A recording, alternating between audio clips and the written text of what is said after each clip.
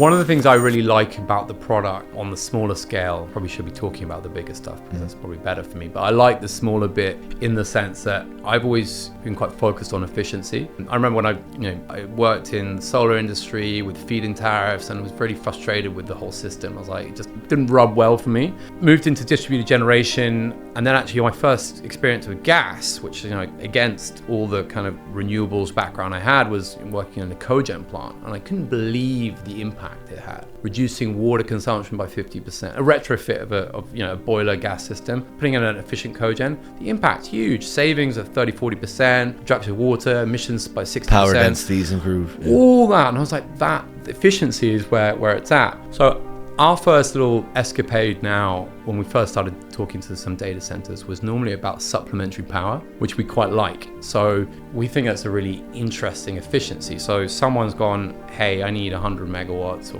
from the grid, and they can't get it. They need the extra 10, 15, 20, 30, and we can come in and deliver that as part of their offering. And that's a really interesting area. And that we're supplementing the growth of existing systems, or just data centers where they're in grid or land constrained areas. No? So that's pretty interesting.